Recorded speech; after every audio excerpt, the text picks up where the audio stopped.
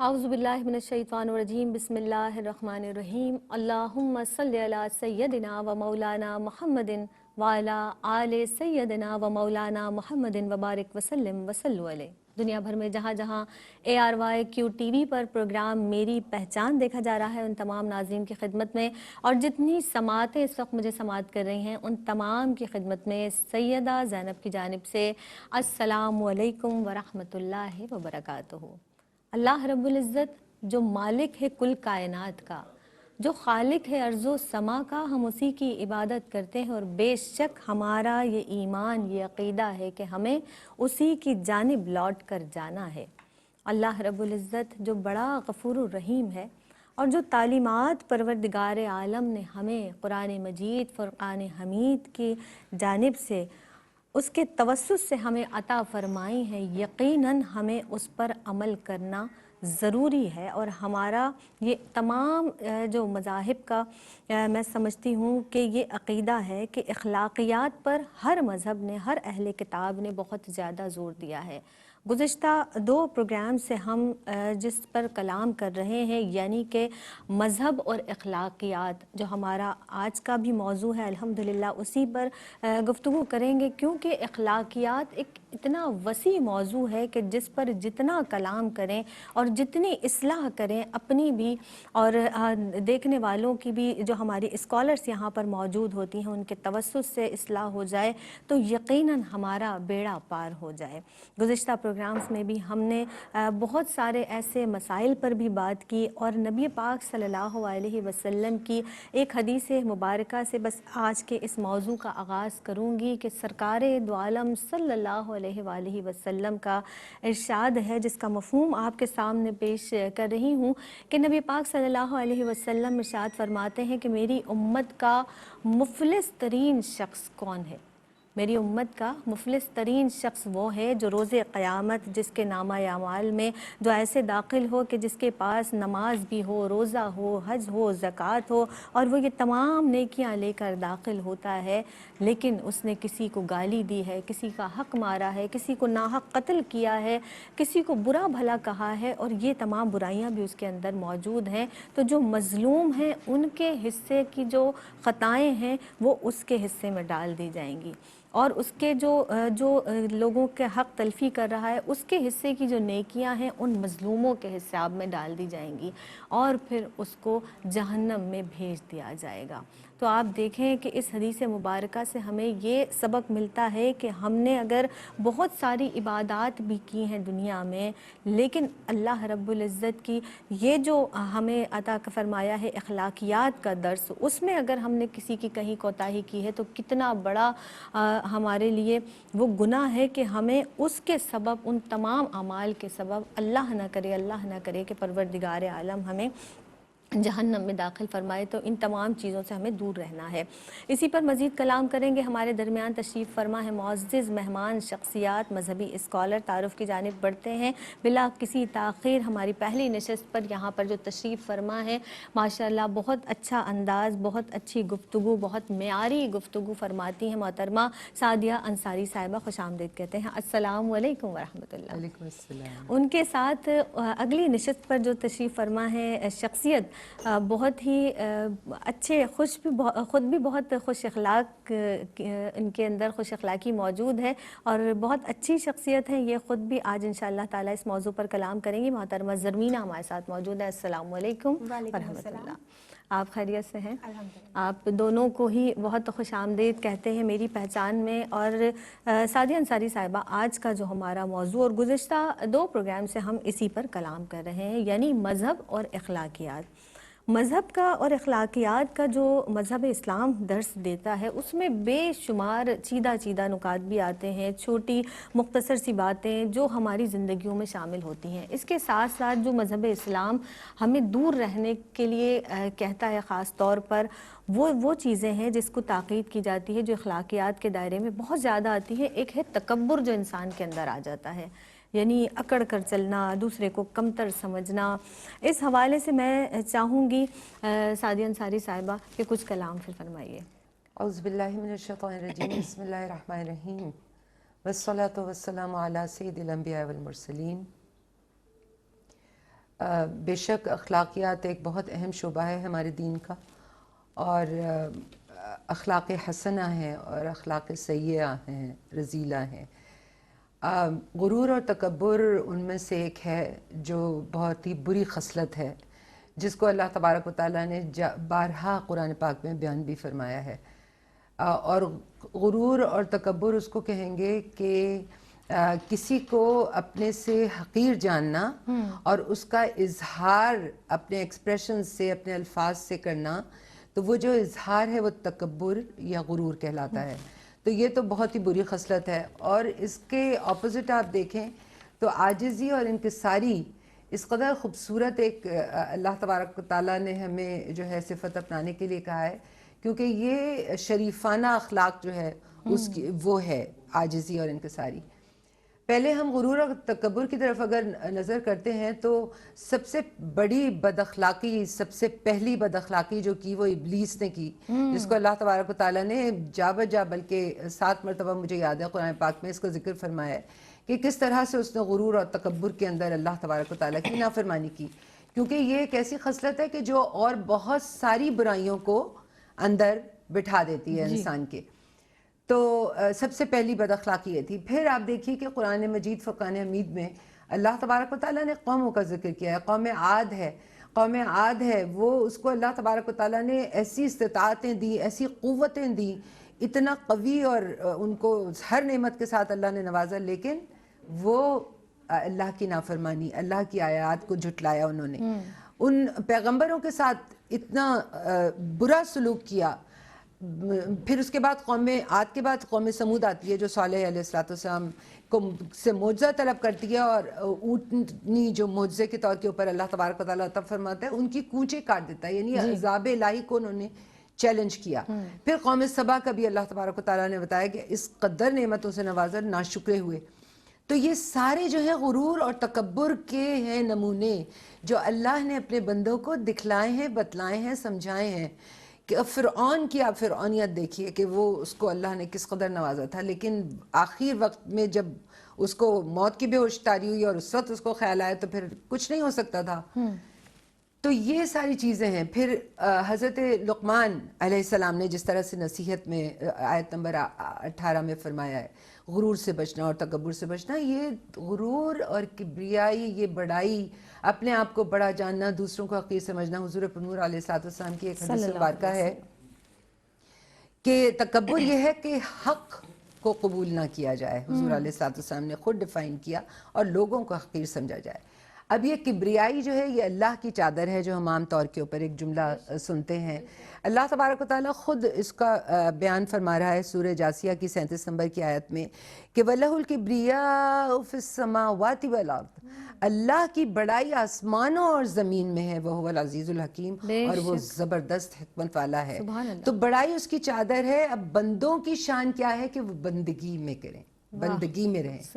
تو آپ خدا یعنی یہ اس قدر بری خصلت ہے، گویا آپ نے اپنے آپ کو اتنا بڑا کر لیا ہے کہ مطلب اپنے آپ کو خدا سمجھنے لگے، اور یہی اسی کو اللہ نے قرآن میں بیان کیا ہے۔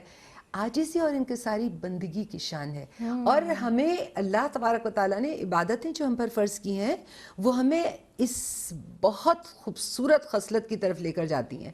اگر ایک انسان عبادتیں بھی کر رہا ہے، اپنے نماز روزے سب کچھ کر رہا ہے، لیکن اس کے اندر عاجزی اور انکساری نہیں ہے، تو پھر اس کا مطلب یہ ہے کہ اس کی عبادتوں میں کمزوری ہے۔ یہ عاجزی اور انکساری جو ہے اس کا منشا کیا ہے کہ کبر اور غرور انسان کے اندر نہ آئے۔ اللہ تبارک و تعالیٰ نے کس قدر خوبصورت انداز میں بیان کیا ہے کہ وَعِبَادُ الرَّحْمَنِ الَّذِينَ يَمْشُونَ عَلَى الْأَرْضِ هَوْنًا، کہ رحمان کے جو بندے ہیں وہ اس کی مہربانی اور اس کی رحمت پر ہر وقت نظر رکھتے ہیں۔ یہ اس کا ایک نقطہ ہے، لطیف نقطہ، کہ اللہ نے رحمان کے بندے فرمایا، وہ جھک کر چلتے ہیں، وہ عاجزی کے فروتنی کے ساتھ چلتے ہیں، ان کی ساری خاکساری ان میں ہوتی ہے کہ وہ زمین پر جب چلتے ہیں، اور جب جہالت ان کے سامنے بیان ہوتی ہے، جاہل جب ان کے سامنے بات کرتے ہیں تو قالوا سلاما، وہ سلام کرتے ہیں اور الگ ہو جاتے ہیں، یعنی ان کو بھی سلام کرو، بے شک ان کی بھی ہدایت کے لیے دعا کرو، لیکن یہ ہے کہ ہمارا دین اس قدر خوبصورت اور پیارا دین ہے بے شک کہ اس شریفانہ خلق میں اللہ تبارک و تعالیٰ انسان کو بلند مرتبہ عطا کرتا سبحان ہے۔ اللہ. یعنی سعدیہ انصاری صاحبہ، جس طرح سے اللہ رب العزت غرور اور تکبر کو ناپسند فرماتا ہے، اسی طرح عاجزی کو، انکساری کو پروردگار عالم پسند فرماتا ہے. یعنی عاجزی اور انکساری اللہ رب العزت کا پسندیدہ عمل ہے. زرمینہ آپ یہاں پر موجود ہیں. جس طرح سے ہم نے عاجزی اور انکساری کے حوالے سے بات کی جو پسندیدہ ہے، اسی طرح سے سچائی ایک ایسا وصف ہے کہ جو جب بھی ہم کسی بھی مذہب کی تعلیمات کو پڑھتے ہیں یا ہر معاشرہ اس کی تلقین کرتا ہے، اور ہر معاشرے میں، ہر ادارے میں، ہر جگہ پر اس کی تلقین کی جاتی ہے اور اس کو فروغ دینے کی بات کی جاتی ہے، اور ایک اچھا وصف کہلاتا ہے. اور اسی کا اپوزٹ اگر ہم دیکھیں تو جھوٹ کو ناپسند کیا جاتا ہے، اور ایک ایسا ناپسندیدہ عمل ہے کہ جس کو ہر شخص ہی برائی جانتا ہے اور برائی گردانتا ہے. نبی پاک صلی اللہ علیہ وسلم تو ہیں ہی صادق اور امین. آپ صلی اللہ علیہ وسلم کی بیش بہا مثالیں ہمارے سامنے موجود ہیں. دین اسلام اس وصف کے حوالے سے کیا تعلیمات عطا فرماتا ہے، ارشاد فرمائیے گا. شکریہ زینب. بسم اللہ الرحمن الرحیم. بالکل سچائی ایک اتنا امپورٹنٹ وصف ہے جس کی تعلیم دنیا کے ہر مذہب نے دی ہے، اور جھوٹ کو ناپسندیدہ ہم لوگ بھی سمجھتے ہیں ڈیفینیٹلی، اور تمام لوگ اور تمام معاشروں میں جھوٹ کو برا سمجھا جاتا ہے. آپ دیکھیے سچائی اتنا امپورٹنٹ وصف ہے کہ اخلاقیات کے ساتھ اس کا بہت امپورٹنٹ کنیکشن ہے، کیونکہ سچائی ہماری تمام نیکیوں کی بنیاد ہے. ہم جتنے اچھے اعمال کرتے ہیں ان کی بنیاد سچائی ہوتی ہے. اور پھر سچائی کی تعلیم ہمیں اللہ رب العزت نے بھی دی ہے کہ ہم سچ کو اختیار کریں اور جھوٹ سے بچیں. سملرلی آقا دو جہاں صلی اللہ علیہ وآلہ وسلم کی سیرت مبارکہ کی روشن مثالیں ہمارے سامنے موجود ہیں. جیسے آپ نے بھی کہا کہ صادق آپ کا لقب تھا، یعنی سچا، اور یہی ہے ہمارا دین کہ ہمیں سچ کو اختیار کرنا ہے، نہ صرف زبان سے بلکہ دل سے، اپنے ہر قول سے، عمل سے اس کا اظہار ہونا بہت ضروری ہے. اور زندگی کی جتنے بھی ہمارے میٹرز ہیں ان میں ہم نے سچ کو لے کر چلنا ہے اور شامل کرنا ہے. اسی طرح سے آپ دیکھیے کہ اللہ پاک کی صفات میں سے ایک خوبصورت صفت سچائی ہے، کیونکہ اللہ پاک نے خود فرمایا، اور کیا خوبصورت فرمایا، کہ اللہ تعالیٰ سے بڑھ کر بات میں اور کون سچا ہو سکتا ہے. سبحان اللہ. اسی طرح سے ہم دیکھتے ہیں کہ آقا دو جہاں صلی اللہ علیہ وآلہ وسلم اتنے سچے تھے ماشاءاللہ، اور اتنے صادق کہ آپ کا لقب ہی صادق تھا، اور اپنے تو اپنے دشمن بھی آپ کی سچائی کے معترف تھے کہ وہ آپ پر اعتماد کرتے تھے کہ آقا دو جہاں صلی اللہ علیہ وسلم کبھی بھی کسی غلط بیانی سے کام نہیں لے سکتے ہیں. اس حوالے سے ایک چھوٹا سا واقعہ موجود ہے کہ آپ دیکھیے جب آقا دو جہاں صلی اللہ علیہ وآلہ وسلم نے تبلیغ دین کا آغاز فرمایا تو آپ صلی اللہ علیہ وآلہ وسلم نے جب لوگوں سے بات کی، گفتگو فرمائی، اور فرمایا کہ اگر میں کہوں کہ پہاڑ کے پیچھے سے گروہ تم پر حملہ آور ہونے لگا ہے تو کیا تم یقین کر لو گے؟ تو لوگوں نے یقین کر لیا، کیونکہ آقا دو جہاں صلی اللہ علیہ وآلہ وسلم ہمیشہ سچائی کا جو دامن ہے وہ تھامے رکھتے تھے اور ہمیشہ اس کو اختیار کرتے تھے. اسی طرح سے ہم دیکھتے ہیں کہ اللہ رب العزت نے قرآن پاک میں فرمایا کہ اے ایمان والو اللہ تعالیٰ کا تقوی اختیار کرو اور سچوں کے ساتھ ہو جاؤ، یعنی سچ بولنے والوں کے ساتھ ہو جاؤ. اور اسی طرح سے سورہ مائدہ میں فرمایا کہ یہ وہ دن ہے، آج کا دن ہی وہ دن ہے جس دن سچ بولنے والوں کو ان کا صلہ دیا جائے گا، اجر عطا فرمایا جائے گا. اسی طرح سے ہم دیکھتے ہیں زینب آپ نے بات کی جھوٹ کے حوالے سے، تو جھوٹ تمام برائیوں کی جڑ ہے، اور جب ایک انسان جھوٹ بولتا ہے تو رحمت کا فرشتہ اسے کئی میل دور چلا جاتا ہے. تو آپ دیکھیے جب اللہ تعالیٰ کی نظر رحمت ہی نہیں ہوگی تو انسان کی زندگی کس قدر بے مقصد ہو جائے گی. اسی طرح سے جب ایک شخص آقا دو جہاں صلی اللہ علیہ وآلہ وسلم کی بارگاہ اقدس میں حاضر ہوتا ہے اور وہ عرض کرتا ہے کہ یا رسول اللہ صلی اللہ علیہ وآلہ وسلم مجھ میں بہت سی برائیاں موجود ہیں، میں کون سی برائی چھوڑ دوں؟ تو آپ صلی اللہ علیہ وآلہ وسلم جواب عطا فرماتے ہیں کہ آپ جھوٹ چھوڑ دیں، کیونکہ دیکھیے جھوٹ تمام برائیوں کی جڑ ہے. جب ایک انسان جھوٹ چھوڑ دے گا تو زندگی میں وہ نیکیاں کرنا اور اعمال صالحہ کرنا اس کے لیے آسان ہو جائے گا. سملرلی آقا علیہ الصلوۃ والسلام نے فرمایا، حضرت عبداللہ بن عمر رضی اللہ تعالیٰ عنہ سے مروی ہے کہ آقا علیہ الصلوۃ والسلام کا فرمان ہے جس شخص میں یہ چار باتیں موجود ہوں وہ پکا منافق ہے، اور جس میں جسٹ ایک موجود ہو وہ نفاق کی علامت ہے جب تک کہ وہ اس کو دور نہ کر دے. کہ ایک تو وہ جھوٹ بولتا ہے، دوسرا وعدہ خلافی کرتا ہے، امانت میں خیانت کرتا ہے، اور جب جھگڑا ہو رہا ہو تو جو حق کی بات ہے اس کے بجائے وہ حق کے خلاف جا کے بات کہتا ہے، یعنی حق کا ساتھ نہیں دیتا. بالکل. اور جو جھوٹ ہے اس لیے یہ منافقین کا یقیناً شیوا ہے، اور جتنے مومنین ہیں انہوں نے سچ کو اختیار فرمایا، اس لیے جھوٹ سے کنارہ کشی اختیار کرنا ضروری ہے. اس شعر کے ساتھ کہ جھوٹ اور حسد سے انکار کرو، کبر و غرور سے دل کو بیزار کرو، اور اپنا کے دین رسول ہاشمی فضل رب العالمین کا انتظار کرو۔ سبحان اللہ۔ اور جھوٹ بھی بہت طرح کے ہوتے ہیں۔ ایک جھوٹ جو ہم کبھی کبھی بچوں کا دل بہلانے کے لیے بھی کہہ دیتے ہیں، ایسے جھوٹ سے بھی منع کیا ہے۔ مصلحتاً بہت سی چیزوں میں گھر میں کہیں بہت حد تک کہیں نہ کہیں گنجائش دی ہے، ادروائز جھوٹ کی کہیں پر بھی گنجائش موجود نہیں ہے۔ مذاق میں بہت سارے لوگ جھوٹ بولتے تھے، مذاق میں بھی جھوٹ کی گنجائش نہیں ملتی۔ ایک وقفہ لیتے ہیں، مختصر سا وقفہ ہمارے اور آپ کے درمیان حائل ہے، حاضر ہوتے ہیں اس مختصر سے وقفے کے بعد۔ بسم اللہ الرحمن الرحیم۔ ایک مرتبہ پھر آپ کی خدمت میں حاضر ہیں جناب، مجھے سیدہ زینب کہتے ہیں اور آپ دیکھ رہے ہیں پروگرام میری پہچان، جس میں آج کا ہمارا موضوع ہے مذہب اور اخلاقیات، اور اس حوالے سے بہت سحر حاصل گفتگو جاری ہے۔ ہمارے ساتھ سعدیہ انصاری صاحبہ تشریف فرما ہیں، زرمینہ تشریف فرما ہیں، ماشاءاللہ بہت اچھے انداز سے شریک گفتگو ہے اس موضوع کے حوالے سے۔ سعدیہ انصاری صاحبہ، جس طرح سے دین اسلام ہمیں دیگر اچھائیوں کی، اچھی خصائص کی تعلیمات دیتا ہے، اللہ رب العزت قرآن مجید فرقان حمید کے ذریعے، اور نبی پاک صلی اللہ علیہ وسلم کی ذات اقدس ہمارے لیے ایک بہترین نمونہ ہے۔ آپ صلی اللہ علیہ وآلہ وسلم کی ذات مبارکہ سے ہمیں صبر کا، برداشت کا، عفو و درگزر کا سبق ملتا ہے، اور قرآن مجید فرقان حمید، جس طرح سے میں نے اپنے ابتدائیہ میں بھی آپ کی خدمت میں عرض کیا، آپ کے ہمارے سامعین ناظرین کی خدمت میں بھی عرض کیا، کہ ایک ایسا قرآن جامع ہمیں تعلیم عطا فرماتا ہے، پوری زندگی گزارنے کا جو طریقہ ہے، جو سلیقہ ہے، ہمیں عطا فرماتا ہے۔ اللہ رب العزت صبر کرنے والوں کے ساتھ ہے، ہم نے ہمیشہ پڑھا ان اللہ مع الصابرین۔ کیا فرمائیں گی قرآن مجید فرقان حمید کی روشنی میں، نبی پاک صلی اللہ علیہ وسلم کی سیرت مطہرہ کی روشنی میں؟ ارشاد فرمائیے گا۔ بسم اللہ الرحمن الرحیم۔ بہت ہی خوبصورت موضوع بھی ہے اور سوال بہت اہم ہے۔ یہ صبر و برداشت جو ہے ایک ایسی صفت ہے جو اللہ تبارک و تعالیٰ نے مسلمان کو اپنانے کے لیے کہا ہے، اور یہی وہ صفت ہے کہ جو انسان کو عفو درگزر کی طرف لے جاتی ہے۔ تو صبر اور برداشت اور عفو درگزر کا آپ کا جو سوال ہے، صبر سہارنے کو کہتے ہیں، صبر جو ہے وہ روکنے کو کہتے ہیں، یعنی کسی چیز سے روکا جائے اپنے آپ کو۔ وہ کیا چیز ہے کہ انسان کی زندگی جو ہے وہ کبھی خوشی ہے، کبھی غم ہے، ہر طرح کے مصائب ہیں۔ میرے آقا مولا تاجدار کائنات صلی اللہ علیہ وآلہ وسلم نے فرما دیا ہے کہ مومن کی زندگی جو ہے وہ پھولوں کی سیج نہیں ہے، بلکہ مشقت کی زندگی ہے، اس پر آزمائشیں آئیں گی۔ کہیں فرمایا جیل خانہ ہے، تو کانٹوں کا بستر ہے جسے کہتے ہیں۔ تو اس کو ایمان والا جو ہے، اور آپ دیکھیے کہ انبیاء علیہ السلام کی زندگی میں سب سے زیادہ آزمائشیں ہیں، ان کے بعد درجہ بدرجہ آپ کو اہل بیت اطہار، سبحان اللہ، اور اس کے بعد آگے اولیاء عظام۔ یہ جو کیفیات ہیں، یہ اللہ نے جو صبر کے جو درجات بیان کیے ہیں، مائیت اپنی ان کو رفاقت، اللہ تبارک و تعالیٰ نے ان کو بغیر حساب جنت میں داخل کرنا ہے۔ یعنی صبر کے بھی بہت سارے لیولز ہیں جن کو ہمیں ایک کے بعد ایک ہم وہاں دیکھتے ہیں اعلیٰ درجے کے اوپر مقام پر کہ صبر اختیار کیا اللہ کی رضا کے لیے۔ بے شک یہ جو کیفیت ہے، آپ حضرت ایوب علیہ السلام کا پڑھتے ہیں، آپ حضرت اسماعیل علیہ السلام، کہ میرے رب نے اگر مجھ سے قربانی مانگی ہے تو بسم اللہ میں تیار ہوں، سبحان اللہ، آپ مجھے صبر کرنے والوں میں سے پائیں گے۔ حضرت ایوب علیہ السلام پر جب وہ اتنی کڑی آزمائش جب ختم ہو جاتی ہے تو پوچھا جاتا ہے ان سے کہ آپ بیماری کی حالت کو اور صحت کی حالت کو کیسے پاتے ہیں، تو آپ اس کا اتنا خوبصورت جواب عطا کرتے ہیں کہ میں جب بیماری کی حالت میں تھا تو ہر صبح میرا رب مجھ سے پوچھتا تھا اے ایوب تیرا کیا حال ہے۔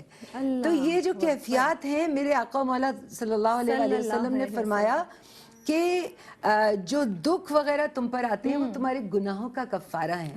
اچھا، اس کے جو بھی کچھ ہوتا ہے تمہارے ساتھ، جب یہ آیت نازل ہوئی وَمَن يَعْمَلْ سُوءًا يُجْزَ بِهِ، تو سیدنا ابو بکر صدیق رضی اللہ تعالیٰ عنہ نے ارشاد فرمایا کہ یا رسول اللہ اب ہمارے لیے فلاح کیسے؟ تو آپ نے فرمایا کہ تم رنجیدہ بھی ہوتے ہو، تم بیمار بھی ہوتے ہو، تم پر آزمائشیں بھی آتی ہیں، تم آزمائے جاتے ہو، یہ سب کا سب تمہارے لیے گناہوں کا کفارہ ہے۔ علی مولا علی اور مرتضیٰ رضی اللہ عنہ فرماتے ہیں کہ صبر کو ایمان سے ایسی نسبت ہے جیسے سر کو بدن سے۔ تو یہ اتنی پیاری خصوصیات ہیں جن کو اختیار کرے انسان اللہ کی رضا کے لیے، کیونکہ اللہ فرما رہے ہیں وبشر صابرین الذین اذا اصابتهم مصیبۃ قالوا انا للہ و انا الیہ راجعون، کہ وہ جو اللہ کا صرف سوچتے ہیں اور آزمائشوں پر صبر کرتے ہیں، دکھوں پر، بیماریوں پر. اور پھر رسول اللہ صلی اللہ علیہ وآلہ وسلم کی خدمت اقدس میں ایک شخص حاضر ہوتا ہے اور کہتا ہے کہ میں رشتہ داروں سے ملنا چاہتا ہوں، وہ مجھے کاٹتے ہیں، میں ان کے ساتھ بھلائی کرنا چاہتا ہوں، میرے لیے برائی کرتے ہیں. سرکار دو عالم صلی اللہ علیہ وآلہ وسلم نے فرمایا دیکھیے کہ میں مطلب برداشت کرتا ہوں، تو آپ نے فرمایا اگر ایسا ہی ہے تو دراصل ان کے منہ میں گرم راکھ بھرتے ہو تم، یا اللہ. اور جب تک کہ تم اس حالت پر قائم رہو گے اللہ کی طرف سے مدد تمہارے لیے آتی رہے گی. تو اللہ تبارک و تعالیٰ مدد فرماتا ہے ان کی جو صبر کو اختیار کرتے ہیں. عفو درگزر ایک ایسی صفت ہے جو اللہ کی اپنی صفت ہے، وہ عفو کریم ہے. وہ ہمیں بھی چاہتا ہے کہ تمہیں کوئی محروم کرے تم اس کو عطا کرو. سرکار دو عالم صلی اللہ علیہ وسلم نے فرمایا کوئی ظلم کر دے تم معاف کر دو. آج کے دور کے اندر ہم یہ ساری اخلاقیات بھول چکے ہیں.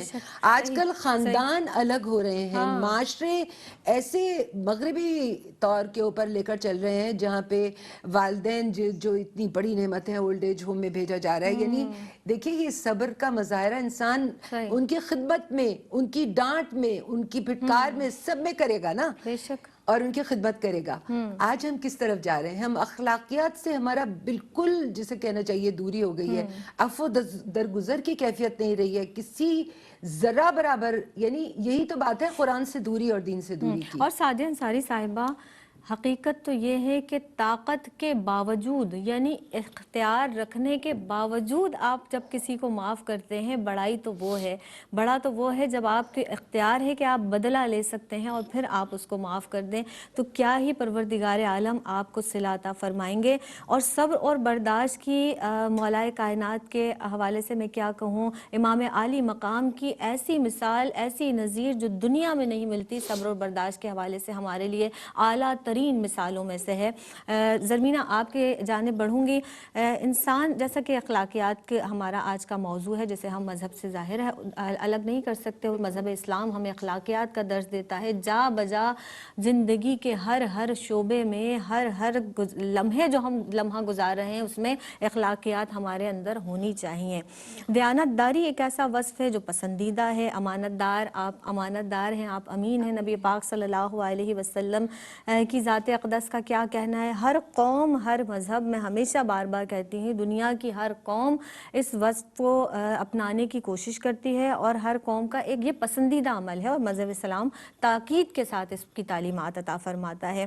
کیا ارشاد فرمائیں گی اس وصف کے حوالے سے جو مذہب اسلام دیانت داری کے حوالے سے ہمیں تعلیمات دیتا ہے؟ فرمائیے گا. بالکل زینب، آج ہمارا جو موضوع یقیناً بہت خاص ہے، مذہب اور اخلاقیات، جس سے ہماری باطن کی اصلاح ہو سکے اور ہماری شخصیت کی آبیاری ہو سکے، تاکہ ہماری شخصیت کی جو تعمیر ہے، ہر انسان کی شخصیت کی تعمیر مضبوط بنیادوں پر ہو سکے. تو بہت ہی اہم موضوع ہے، اور آپ کا سوال اس سے بھی زیادہ عمدہ ہے کہ دیکھیے دیانت داری اتنا امپورٹنٹ وصف ہے کہ قرآن پاک میں فرمایا گیا کہ اللہ اور اس کے رسول صلی اللہ علیہ وآلہ وسلم سے خیانت مت کرو. یعنی آپ دیکھیے جب ہم اپنی زندگی کو اللہ اور رسول اللہ صلی اللہ علیہ وسلم کی ٹیچنگز کے اکارڈنگ لے کر چلتے ہیں، تو اسی کا نام تو دیانت داری ہے جب ہم اس کو لائف میں شامل کرتے ہیں. تو آپ دیکھیے اللہ پاک نے ہمیں اس کا حکم دیا. پھر آقا دو جہاں صلی اللہ علیہ وآلہ وسلم کی سیرت مبارکہ ہمارے سامنے ہے کہ آپ امین ہیں. جو آپ کے دشمن ہوتے تھے، کافر تھے، مشرک تھے، وہ بھی آقا دو جہاں صلی اللہ علیہ وآلہ وسلم کے پاس اپنی امانتیں رکھوایا کرتے تھے. اور کس طرح سے ہجرت کی رات حضرت علی رضی اللہ تعالیٰ عنہ کے تھرو آقا دو جہاں صلی اللہ علیہ وآلہ وسلم نے دیانت داری کا ثبوت دیتے ہوئے ان کی امانتیں ان تک پہنچائی تھی. بالکل اسی طرح سے ہمیں یہ سبق بھی ملتا ہے کہ آپ دیکھیے ایک شخص اگر امین ہے تو ہم لوگ جسٹ مالی معاملات تک ہی دیانت داری کا ثبوت نہیں دیں گے، بلکہ زندگی کے ہر معاملے میں دیانت داری کو لے کر چلیں گے. وہ کس طرح کہ جب ہم اللہ تعالیٰ کی عبادت کرتے ہیں، ایون نماز ادا کرتے ہیں، روزہ رکھتے ہیں یا حج کرنے کے لیے جاتے ہیں، اس میں بھی دیانت داری کے عمل کو لے کر چلنا ہے ہر عمل کے اندر. پھر دوسروں کے حقوق و فرائض ادا کرنے ہیں، ان کے رائٹس کی جانب جب جانا ہے تب بھی ہم نے اس میں کوئی کوتاہی نہیں برتنی، بلکہ ہم نے دیانت داری کے وصف کو تھامے رکھنا ہے، اپنائے رکھنا ہے. اسی طرح سے حضرت انس رضی اللہ تعالیٰ عنہ سے مروی ہے کہ آپ صلی اللہ علیہ وآلہ وسلم نے فرمایا کہ آپ صلی اللہ علیہ وآلہ وسلم جب بھی ہم سے خطاب فرمایا کرتے تھے، حضرت انس رضی اللہ تعالیٰ عنہ فرماتے ہیں، تو کبھی بھی کوئی بھی دن ایسا نہیں ہوتا تھا کہ آقا دو جہاں صلی اللہ علیہ وآلہ وسلم نے ہمیں دیانت داری کی تلقین نہ کی ہو. सुभान ताक़ीद न अल्लाह, फरमाई यानी हो। इतनी अहमियत है बयान बिल्कुल। फरमाई। और बेशक। हज़रत लुक़मान अलैहिस्सलाम के बारे में हम जानते हैं कि जब आपसे सवाल किया गया कि आपने इतना बुलंद मकाम और मर्तबा कैसे हासिल किया, तो आप फरमाते हैं सच बोलकर, दयानतदारी को इख्तियार करके और बेतुकी बातों से परहेज़ करके। फिर आका अलैहिस्सलातु वस्सलाम का बड़ा खूबसूरत फरमान है कि हर शख्स ही अपनी जगह अमीन है। देखिए कि हमसे सवाल किया जाएगा, कि हमसे इवन कोई मशवरा तलब करता है तो हमें चाहिए कि हम अच्छे अंदाज में उसको गाइडलाइन दें, उसको मशवरा दें, क्योंकि हमसे उसके बारे में सवाल किया जाएगा। फिर आप सल्लल्लाहु अलैहि वसल्लम ने फरमाया, जिस शख्स के लिए अमानत में दयानत नहीं, उसका ईमान ही नहीं, इसे ईमान के साथ कनेक्ट कर दिया गया।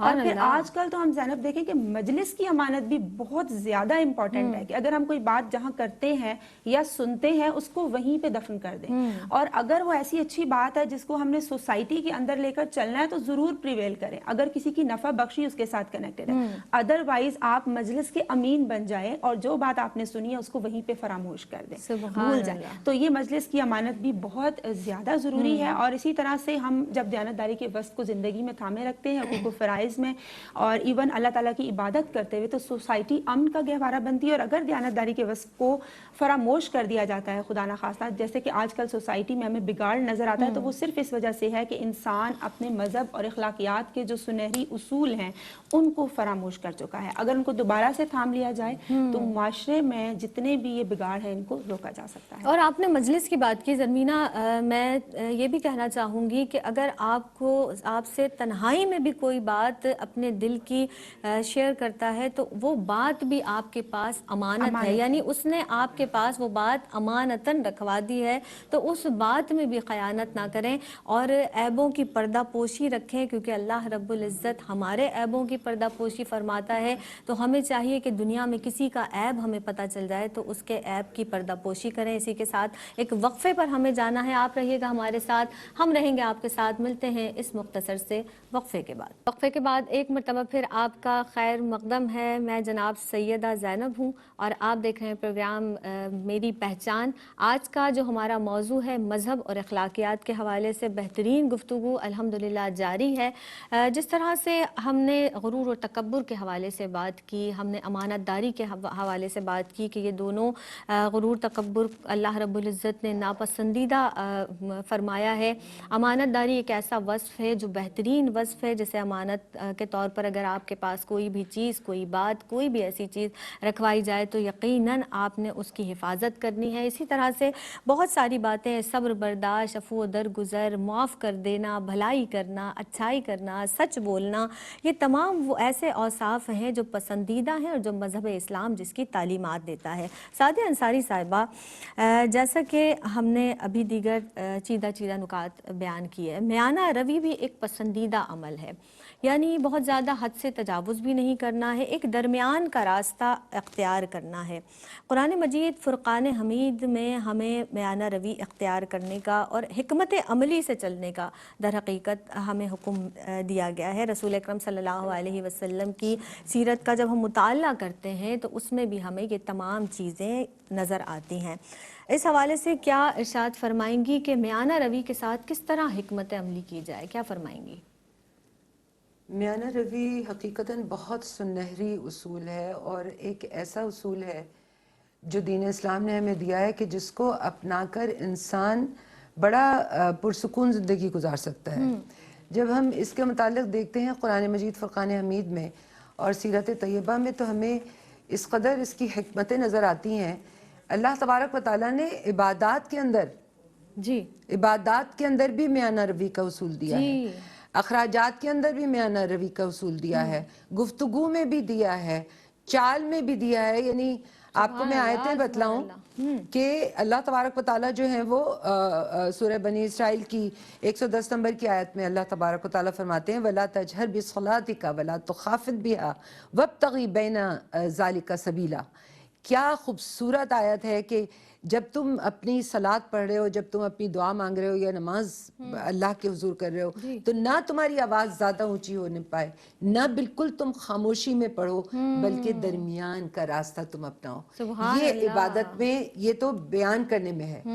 जब सरकार दो आलम सल्लल्लाहु ताला अलैहि वसल्लम के इल्म में ये बात आई कि हज़रत उस्मान बिन मज़ऊन जो हैं, उनकी ज़ौजा ने आकर शिकायत की सरकार दो आलम सल्लल्लाहु अलैहि वसल्लम से کہ دن دن بھر روزہ رکھتے ہیں, رات رات بھر عبادت کرتے ہیں اور بالکل مطلب گھر کو ٹائم نہیں دیتے.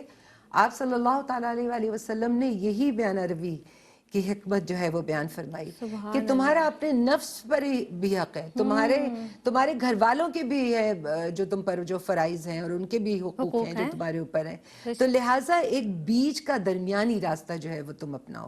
اسی طرح ہم سخاوت اور فیاضی کے باب کے اندر دیکھتے ہیں کہ اللہ تبارک و تعالیٰ نے تمہیں بہت عطا کیا ہے, تو اللہ پاک اس کو جو عطا کیا ہے اس کو کس کس طریقے سے سمجھا رہا ہے کہ اسراف نہ کرو, فضول خرچی نہ کرو. جو دولت تمہیں اللہ تبارک و تعالیٰ نے دی ہے, نہ اپنا ہاتھ گردن میں باندھو, سورہ بنی اسرائیل کی 29 نمبر کی آیت میں ہے, اور نہ ہی بالکل کھول دو کہ بعد میں تم ملامت میں پڑ جاؤ.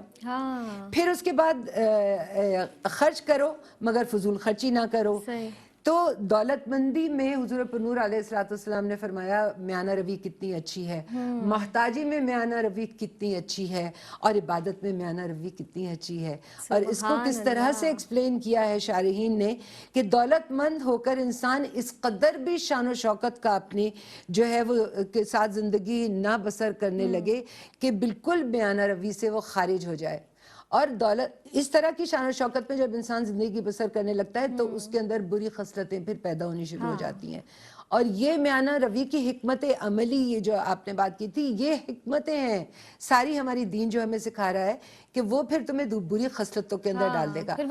جو کچھ تمہیں دیا ہے آرائش و جمال کے لیے, بے شک تم اس کو استعمال کرو. جو کچھ دولت دی ہے, انفاق فی سبیل اللہ کا کس قدر بڑا مقام ہے, اس کو بھی طریقہ بتلا دیا کہ کس طرح سے. تو محتاجی میں کیا فرمایا کہ بعض محتاج اس قدر پریشان حال ہو جاتے ہیں کہ صبر بھی چھوڑ دیتے ہیں, خودداری بھی چھوڑ دیتے ہیں, عزت نفس بھی چھوڑ دیتے ہیں. یعنی کتنی قیمتی چیزیں ہیں, ہمارا جو اثاثہ ہیں ان کو, اور بلکہ تمام شریفانہ اوصاف کھو دیتے ہیں اپنے. تو وہ اللہ کے حبیب علیہ السلام نے فرمایا کہ محتاجی میں بھی میانہ روی, یعنی کہ اپنی حیثیت تمہاری جو ہے اس سے نہ گر جاؤ. یہ ہے میانہ روی. اور عبادات کے اندر بھی کہ تمہارا اپنی جان کا بھی حق ہے, تمہارے گھر والوں کا بھی حق ہے. حضور پر نور علیہ السلام کی ایک حدیث مبارکہ ہے بخاری شریف کی کہ دین بہت آسان ہے, احکام اسلام کوئی سخت نہیں ہے. جو کوئی دین میں نرمی کو ترک کر دے گا, یہ نرمی کا معاملہ ہے, میانہ روی نرمی ہے, اس کو ترک کر دے گا یعنی اعمال شاقہ اختیار کر لے گا تو دین اس پر غالب آیا جائے گا. تو آپ نے فرمایا اس لیے تم میانہ روی اختیار کرو, اس کو اپناؤ اور اعتدال کے قریب رہو اور خوش ہو جاؤ کہ تمہیں آسان دین ملا ہے. سبحان اللہ. تو فرمایا کہ اور صبح اور دوپہر کے بعد اور رات کے کچھ حصے میں عبادتوں سے قوت حاصل کرو. عبادتوں سے قوت حاصل کرو. یہ مکمل حدیث مبارکہ ہے. سبحان اللہ. اور پروردگار عالم نے جس طرح سے ہمیں تعلیمات عطا فرمائی ہیں اور نبی پاک صلی اللہ علیہ وسلم کی تعلیمات, سیرت مبارکہ, ہمارا جسم پر بھی ہمارا حق ہے اور ہمارا اختیار ہے. تو یہ چیزیں بھی بہت چھوٹی چھوٹی چیزوں پر بھی ہمارا دین اسلام, ہمارا مذہب, آپ صلی اللہ علیہ وسلم کی سیرت ہمیں تعلیمات دیتی ہیں, اور جس سے ہمیں انفرادی طور پر اپنی صفائی ستھرائی اور دیگر چیزوں کے بارے میں معلوم ہوتا ہے, پتہ چلتا ہے, دیگر معاملات بہتر کرنے کی اصلاح ہمیں ملتی ہے. یعنی اخلاق کے ذریعے انسان کسی کا دل بھی جیت سکتا ہے, وہ دل میں زندہ رہتا ہے اور آپ کو اچھے انداز سے یاد کیا جاتا ہے. دنیا سے جانے کے بعد بھی آپ کو انہی اچھے الفاظ سے یاد کیا جائے گا, کیونکہ دنیا آخرت کی کھیتی ہے, جو بوتے ہیں وہی کاٹتے ہیں. آج کا سعدیہ انصاری صاحبہ ہمارا جو موضوع تھا وہ بہت اچھا تھا. آپ دونوں ہی کی آمد کا بے حد شکریہ. زرمینہ آپ تشریف لائیں, آپ کی آمد کا بے حد شکریہ. جس طرح سے ہم نے آج کہ اس پروگرام میں, آج کی اس بزم میں, آج کی اس کلاس میں کیا کہوں اس حوالے سے, یہ جو ایک تدریس کا عمل ہے ARYQ-TV کی جانب سے میری پہچان میں, جو ہم سیکھتے ہیں, بہت کچھ سیکھنے کو ملتا ہے. ہمارے اساتذہ یہاں پر موجود ہوتے ہیں, مذہبی اسکالر ہمارے ساتھ موجود ہوتے ہیں اور ہم موجود ہوا کرتی ہیں. ہم روزانہ کی بنیاد پر ان سے اخلاقیات کا ہی تو درس لیتے ہیں, ہمیشہ ہر قدم پر رہنمائی حاصل کرتے ہیں. سرکار دو عالم صلی صلی اللہ علیہ وآلہ وسلم کی سیرت مبارکہ ایک کامل نمونہ ہے، ایک مکمل طور پر ہر شعبے میں زندگی گزارنے کے ہر عمل میں ہمارے لیے رہنمائی ہی رہنمائی ہے۔ یعنی آج جو ہمارا تیسرا پروگرام ہے مذہب اور اخلاقیات کے حوالے سے، انشاءاللہ تعالی مجھے یہ امید ہے کہ اس پروگرام کو دیکھ کر ہم اپنے اندر یقیناً کوئی نہ کوئی ایک بات کی بھی اپنے اخلاق کے حوالے سے ترجمانی کریں، اپنا محاسبہ کریں اور ایک بات کو بھی بدلنے کی کوشش کریں۔ اگر کوئی بری عادت ہمارے اندر موجود ہے تو اسے تبدیل کرنے کی کوشش کریں گے تو یقیناً ہمارے اس پروگرام کو کرنے کا جو حاصل ہے وہ ہمیں مل جائے گا۔ اسی کے ساتھ ہی اپنی میزبان سیدہ زینب کو دیجیے گا اجازت۔ زندگی بخیر تو انشاءاللہ تعالی آئندہ کسی نئے موضوع کے ساتھ ایک مرتبہ پھر آپ کی خدمت میں حاضر ہوں گے۔ تب تک کے لیے اپنی میزبان سیدہ زینب کو دیجیے گا اجازت۔ فی امان اللہ۔